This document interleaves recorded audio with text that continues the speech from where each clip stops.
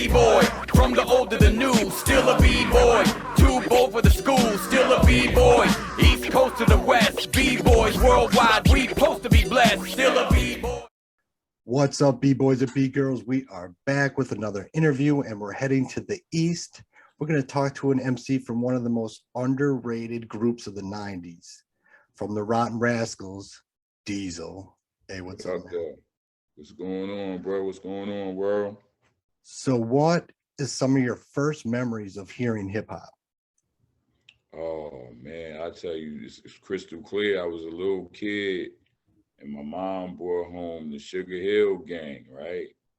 And the reason it stood out to me because it had a real colorful, record cover, like with Sugar Hill written in all these different colors. And my mother played that record so many times that night. I swear, I think I knew the whole rhyme by the time I went to school the next morning. So you heard it from the very, very beginning. Facts. Like I was a little baby. We was doing the bump, a dance called the bump way back then. We was doing it with my mother, laughing and listening to the record repeatedly. So as you get a little bit older and getting into hip hop, who were some of your favorite MCs as a child? Definitely started off with Run DMC, LL Cool J, Houdini, you know what I mean? Because I started from a baby, like when I was like maybe 7, 8 years old. Yeah. And of course, my brother, like he was always rhyming, even when he was a little kid. So at what age then did you start thinking, you know, maybe I can do this? I mean, did you start writing, rhyming? Hey, Chris, I'm gonna keep it funky with you. Like I said, like in the 3rd grade elementary school, right? Mm-hmm. Like you gotta understand the city of Illtown, East Orange, it was so hip hop, bro. So even when we was little kids in elementary school, we was like so hip hopped out, like with the fake gazelle glasses, Latigras, Lees. I see you got the shell toes in the back, Right. the shell toes with fat laces, Pumas. So every morning I would walk on the playground, it would be like a line of kids ready to battle me, and I couldn't win for losing because every time I would beat one of them at battle, they'd just throw it off like, oh, he's saying his brother rhymes. But back then, I was a kid, I was freestyling. I didn't write any lyrics down, you know what I mean? Mm-hmm.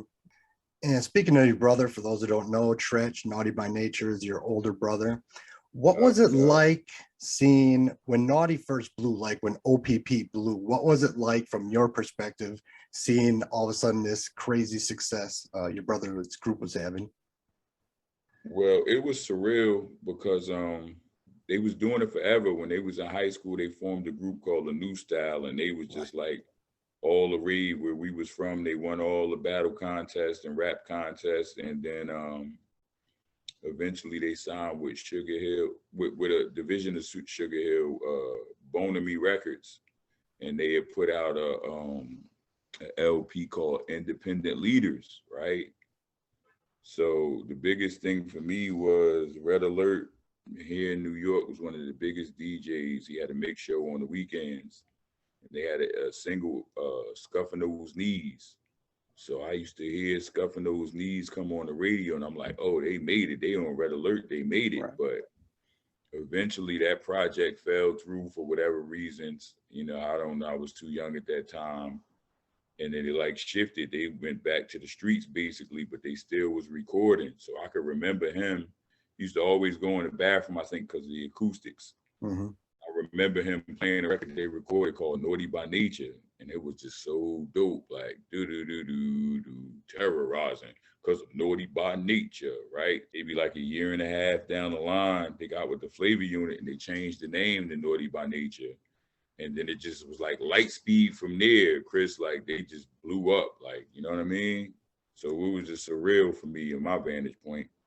Right, yeah, blew up is an understatement. I mean, it's a real understatement. Right. So at what point did you meet the other members of the Rottin Razkals? How did that group come together? Well, basically, Fam, the other MC, he and I went to that same elementary school together. And we was always cool. We played for the same Pop Warner Youth football organization. So we was always cool and always tight, and it carried over on the high school. And high school was where I met the DJ Chat. You know what I mean? Mm-hmm. I was always from Grove Street, but you know, them guys was for what we call Under the Bridge on 18th Street.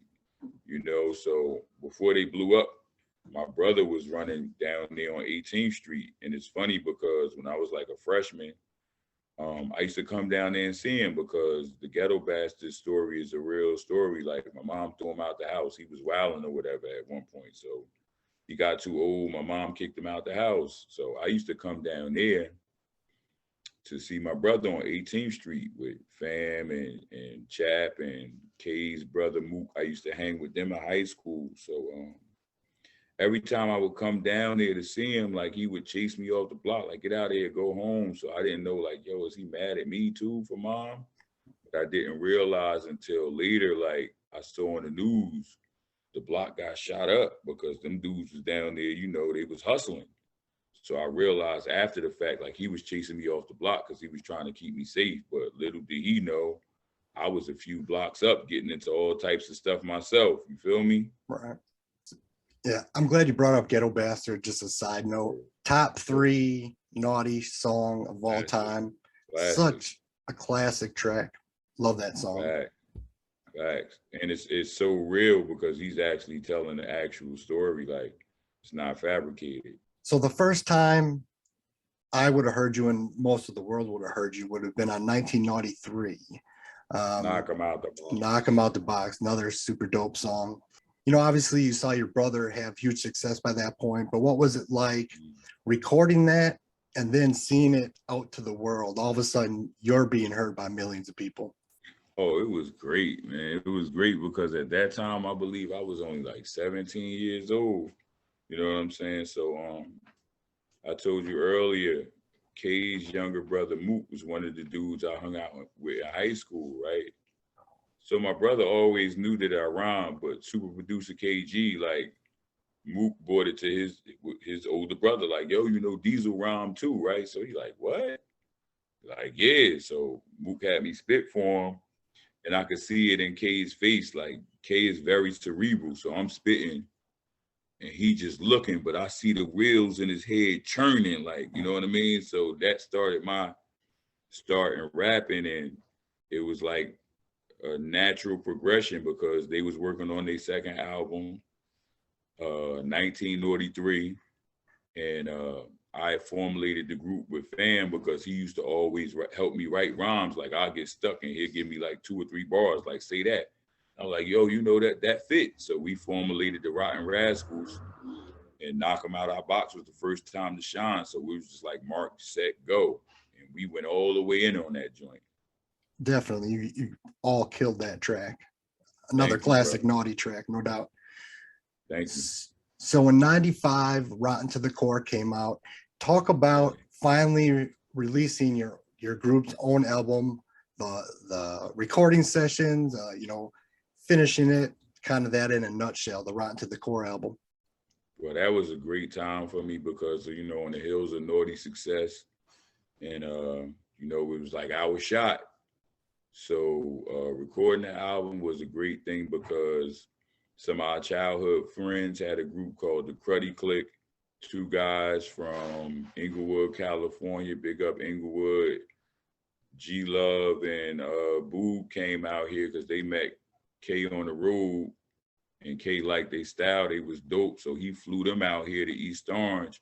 So we just all vibed together every day, and it was like a collaborative effort because it was groups that we grew up with too in Illtown, the Steel Click, and everybody. Like, if you listen to that album, it's basically like a compilation, you know what I mean? Because we had a lot of different artists, one from North, Supreme C, from the Zoo Crew, my little cousin Headache, and Bad News was a group coming up. So if you listen to our album, Rottin To Da Core, it's basically like an Illtown compilation. But it was so much fun making it because it was just a whole crew. Like before the Wu-Tang, it was us, like a bunch of MCs just going for this. And I know the lead single, Oh Yeah, which I can definitely see the Naughty influence. I mean, it really had that. You know, Naughty by Nature was so good at making anthems, but also Yeah, keeping it real hip hop. You know, the street dudes is still yeah. like it, and the mainstream. I thought, oh yeah, it was kind of in that same vein. I remember the video playing on UMTV Raps. What was it crazy? All of a sudden, you're seeing yourself on MTV, and It kind of was, but it wasn't, because you know we was on the heels of Naughty, and if you look closely in a lot of Naughty's old videos, I missed OPP. But as we talked about, everything's gonna be all right. I got some features in there, Uptown Anthem. If you look real tight, you can be like, "Ooh, wasn't that?" That was me. So you know, it wasn't too foreign. Like it was just all natural. It was a natural progression. You understand what I'm saying? right. I wanted to quick touch on the logo. I thought the logo was always a really clever, dope logo. Who came up with that? Who drew it? Okay, so it was a guy named Kwesi that drew it up, right? Mhm. And I believe K found him. K and G from Naughty by Nature found him. And it was just like you said, one of the illest logos I ever saw. And to this day, I stand on it. Like that's the dopest logo in hip hop right now. Me being non-biased, like, because I didn't draw it. But fun fact, Chris Blonde, that probably you be the first one exclusive for you. The other Rottin Razkals print logo, I drew that. Yeah, I agree with you. It's maybe a top 10 hip hop logo of all time. So Right, clever. Just perfect. Perfect. right. So Rotten to the Core comes out. I know you guys were on Poverty's Paradise. I believe you're Mhm. also on Icons, right?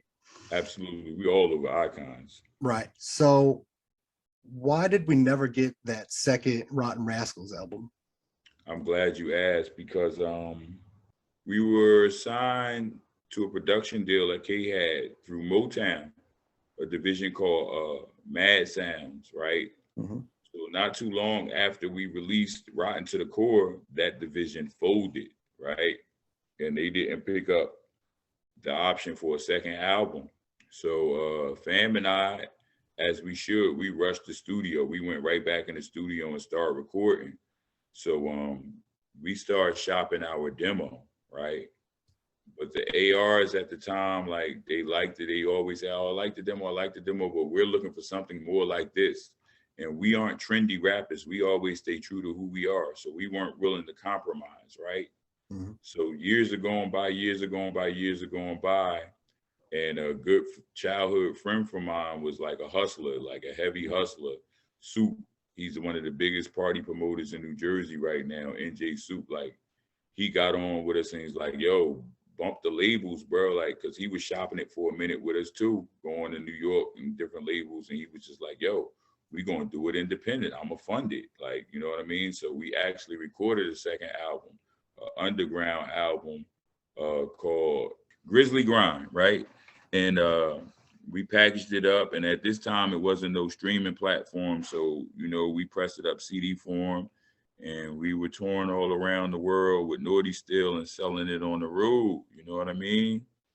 And I didn't know the huge impact that it had, because somebody showed me on Google before, like somebody was selling it for some crazy, like $500 or something. Damn. A couple of years ago, I got back into the music, and we put it out on a streaming platform. So it's out right now. You could check it out. It's like a 23 track cut, and it explains the detail, all that we went through from Rotten to the Core to the Grizzly Grind. Something I like to always ask every MC I talk to is shows. Do you have any crazy show stories, one or two just banana things that happen at a show? Absolutely, absolutely. I always say the highlight of my career was when we were on tour in '95 with Naughty and Bad Boy. We were in Arizona, you know, and Big was huge at the time, right? And he a great dude. Like we chilled a lot. Um, I'm on stage in the middle of the set, and I look at it out the sound island. You know, for those who don't know, when you're recording, there's an engineer out in the crowd somewhere, like they call it an island, right? So we performing, and you know, I'm looking at the engineer, because you got to communicate with him sometime if the speakers ain't right or you want your mic turned up. And I look and I see P. Diddy and Puffy standing behind the engineer, right? So you could see P. Diddy instructing Big, like, you see how they do that? Like, you see the crowd interaction, you see how he telling them to yell.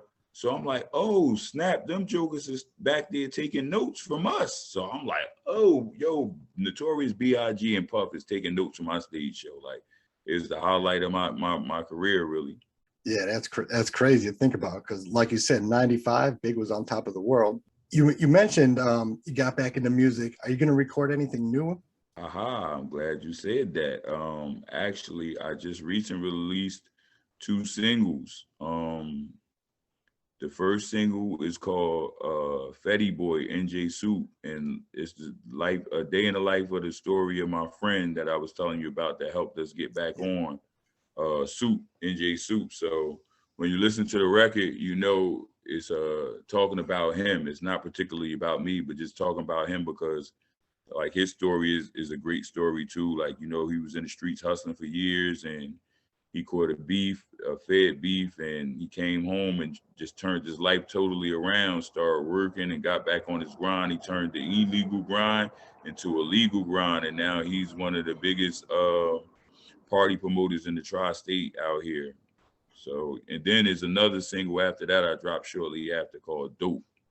And Dope is really like what it is. It's just a dope record and an ode to like retrofitted hip hop to what I grew up on, just dope rhymes and dope beats. Like, it's nothing else to it other than that, raw. We need more of that. Sometimes I feel like I'm the old grumpy B-boy thinking, these new kids don't know the forefathers. They're ruining my, the culture I grew up loving. We twins then, bro, because I'm on it like that too, bro. It kills me, Second part of my interviews is kind of what this show has been known for. I just talk some hip hop shop. We're just going to talk some good old school hip hop. Let's do it. All right. If you were forced to only listen to one MC's catalog for the rest of your life, who would that be? Yo, that's a tough one, bro. Wait, one? Yep, one MC. Yep. I got a trick one for you. Guess who would it be? Someone in a group, me. so you get, Me. It gotta be me. It gotta be me. That way I won't get tired of myself. You're on a deserted island. You can only bring 5 albums with you. What are those 5 albums?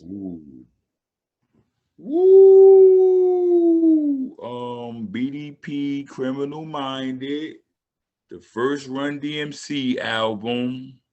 This might surprise you. I got to get a nice and smooth album up in there. LL and Big Daddy Kane. Let's say aliens invade Earth, and they hear about this music called hip hop, and they come to you, and you only can play one song to get across the message what hip hop is. What's that one song that explains hip hop? The Message by Grandmaster Flash and the Furious 5. Great answer. So next, we're going to do a segment I call This or That. I'm going to give you 2 options. You got to pick the better option in your opinion. This is yours. You can get with this or you can get with that. You can get with this or you can get with that. So we're doing albums. Naughty by Nature, the self-titled one, or 1993? Oh, Naughty by Nature. Classic. Eric B. and Rakim's Paid in Full, or Big Daddy Kane, Long Live the Kane? Ooh, I'm going with Kane. BDP, Criminal Minded, or LL Cool J, Bad? You killing me with that one. That's a tie, bro. Like, how you gonna choose between those two? Because I'm a big KRS-One fan, and before KRS-One, I was a huge LL fan. So I don't know. I don't know. Damn, I can't choose one on that one, Chris. You got me at a stalemate. We'll try this one. Dr. Dre's The Chronic or Snoop Doggy Style? That's the same thing, bro. You can't choose between them joints. I gotta say Dre though, because then you still got Snoop on there. But then on Doggy Style, he introduced Dog Pound and Corrupt, one of my favorite MCs. Yo, they was airing that thing out. So I don't know. I got to go with The Chronic, though. The Chronic, I got to. Public Enemy, Nation of Millions, or Fear of a Black Planet? Ooh, I'm a big PE fan, too. Come on, you can't even be real with these, bro. It's like you can't choose. I guess Nation of Millions. That was the second album, right? Right. Yeah. Yo Bum Rusher Show and the Nation of Yeah, Millions. yeah, that one right there, that one. All right. Run DMC's King of Rock or Beastie Boys' License to Ill? Oh my God, I gotta go with Run DMC. With the Beastie Boys was killing that joint, and I was big on them back in the day too. Yeah, that first record was dope. Yeah. Ghetto Boys, We Can't Be Stopped, or NWA Straight Outta Compton? Oh, you killing me, bro. So the Ghetto Boys album, that's the one with Mom playing tricks on me. Mm-hmm. You killing me, bro. You gotta. Yeah. NWA Straight Outta Compton. Tribe Called Quest, Low End Theory, Midnight Marauders. Low End Theory. Ice-T, Power or Original Gangster? The latter, Original Gangster. And the last one of these is producers, Pete Rock or DJ Premier? Ooh, damn. I know. I gotta go with Pete Rock, man. I always was big on Pete's beats, especially that Reminisce joint. That's one of my favorite hip hop beats of all time. Troy. Oh, Then that bass line come in, right. and that little horn. Yeah, it's amazing. All right, last segment. I'm going to name an MC and tell me the first thing you think of when I say their name. Okay, let's get it. Slick Rick. Stories. Foo Schnickens. True Foo Snick. Spice One. West Coast. Tim Dog. Compton. I love Compton. Don't come at me. Right. They had Tim hemmed up in some spots, but that's what the first thing that came to my mind. How about the Alcoholics? The Licks, baby. Guru from Gangstar. Dope. Rest in peace. Common. Conscious. Lord Finesse. Strictly for the ladies. How about LL Scratch? Where the songs, as soon as you say the name, the songs is coming to my mind. Up to No Good, Creeping Through the Hood. That's what's coming to my mind. Songs. Dope album. DJ Quick. Oh man, talent. Yo, let me intervene real quick, bro. No doubt. Let me tell you. Now let's go back to the Icons album, right? I gotta be honest. I was never a huge Quick fan. Like I remember him coming on the rap video shows and everything, right? But it wasn't until I didn't know he was a producer. I just knew he rapped. Yo, so we doing the Icons album out in Hollywood, bro, and they bring Quick in, right? And he just all over the place, like he talking to us, and he smoking, and he eating the chicken, and while he talking, he just putting the beat together, like he doing so much stuff at once. Yo, so Treach, remember this? Da da da da da da. Do. And I remember y'all record. You did it, and then he get on the keys, and he just put together the dopest beat. Like, well, I'm like, yo, wait a minute. We was talking 20 minutes, and then next thing I know, he doing little sounds here and there, and then he like, wait. And he let the joint play, and that was the beat. I said, yo, this joker just put this beat together, and it was a banger. Damn. So I don't know. You can't even describe Quick in one word. That joker is talented, yo. No doubt. One of the best West Coast producers, I agree. And can hold his underrated. own on the mic too. Right. Yeah, underrated producer. Couple more. What about Tupac? I'm gonna just say my heart, bro. He was a real ass dude, bro. He wasn't on no Hollywood, no celebrity joint. Like I used to always be militant, like, so I'm playing the back more on the security role. And he'd be talking like, bro, what's up? You good? You ain't gonna holler at me? I'm like, yeah, I'm good. I'm watching, making sure y'all good. He's like, yo, man, you holler at me. I rock with you. Like he just was a real dude, bro. It's so sad that, I have mercy on his soul. Yeah, I know your brother and him were close. Facts. So I was around that dude a lot, man. He just was like my heart. That like he was that type of guy, man. What about Master Ace? Yo, let me tell you an insider. So back then when I told you I was hanging with K's brother, Mook, MD, shout out Mook, Big Daddy Mook. I used to call myself Ace Diesel, the audio communication entertainer, right? But it was really giving props to Master Ace because he was one of my favorites on the symphony and he set it off. Listen closely to your attention's undivided. Many in the past are trying to do it. So, man, Master Ace is big with me. He another underrated dope MC. So underrated. His name doesn't get brought up enough when you're talking about classic lyricists, and he's still doing his thing now. So, remember Me and the Biz? Remember that record? Right. Yep. I love Ace. What about Eminem? Wow, lyricist, incredible lyricist. Like to me, him and Busta is so unique. Like. And their lyric, like a lot of people don't really catch on to the wittiness and what they saying, but like he's a lyricist, man. I agree.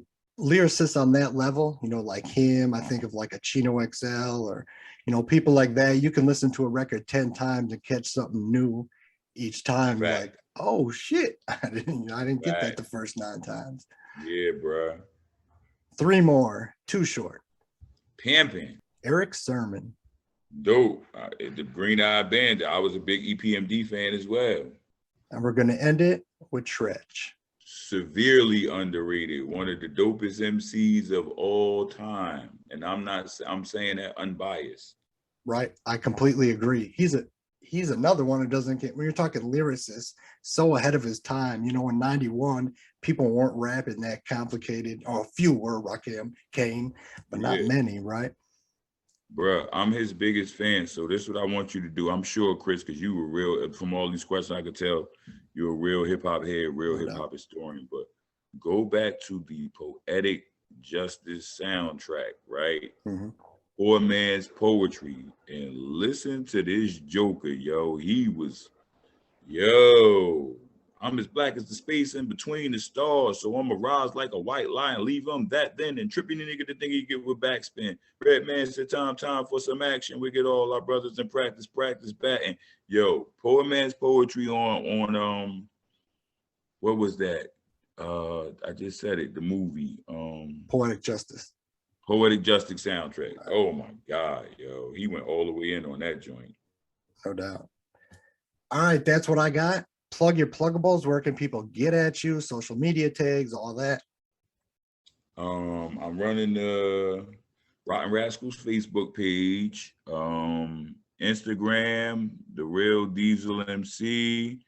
You should check out our Rottin Razkals YouTube page. It got a lot of behind the scenes joints on the community section, and YouTube topic channel Diesel. I haven't gotten the rights to it from YouTube, but it has both of my singles on there, and I'm expecting to drop another one in the album pretty soon. The album's labeled Diesel is Dope. Should be coming either the end of the month or maybe next month.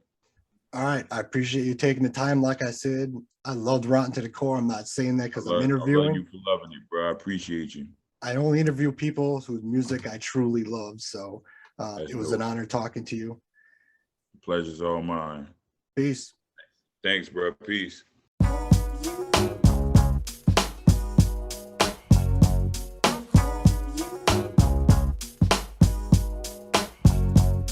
What's the problem, officer? I ain't be did nothing. You on my back sweating me like I'm some kid frontin'. I'm trying to do my thing and go with Hilltown saying. Double eyes the theme, if you know what I mean. What you do for a living, boy? I mean, I rock, not selling coke on the block. I had to stop. What's your name, fam? Damn, yo, put a mic in my hand. This is good as grand. I make you understand who I am, what I stand for, and what it's worth. And see my light flash in front of your face and think it's curve. I'm the soldier really seen from the block of 118. I'm a fanatic, can't help being a hip-hop fiend. Embedded in my insides before I did my 9. At birth the world knew I was one of a kind. It's all about the music, that's all I know. That's all I heard growing up in the yo. But yo, let's not dabble in the past. I look at what the future got in store, so I gotta watch my ass. Can my music be the savior of my race? Cause you see reality written on my face. Just a taste of my flavor make you savor for more. Go from city to city, I'll check you out on the tour. Is you with me? Oh yeah, we holding fort, we ain't going nowhere. Is you with me? Oh yeah, we holding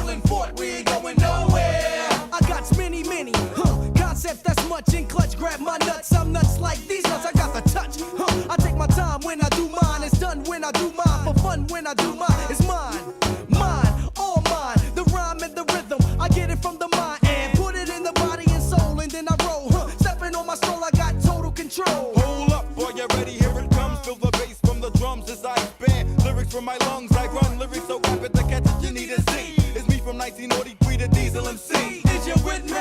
Oh yeah, we holding fort, we ain't going nowhere. Is you with me? Oh yeah, we holding fort, we ain't going nowhere. I said hello, everybody. I said hello. I'm from ill to the town, to the town, to the town. I push the pedal to the metal and just gas on up. Keep a lip in my strut when I walk talking much. Tell you what, tell me what's really going on. Everything's the same everywhere I go. Come on, go on. So forth and so on. I throw on a brand new style while I freestyle me a love child. Reeking, what is it I'm seeking? I'm always a little tipsy. Ripsy is how I get busy. Influencing your choice of your listening pleasure. Lyrics are more than a treasure on wax to remain forever. Clever in my ways, I amaze audiences from the stage. Build up anger, releasing physical rage. Once the spotlight shines, you captivated your mind. Eye contact sending chills up on the spine. This is my place of business where I'm most relaxed. So many crews stepped up in them fools.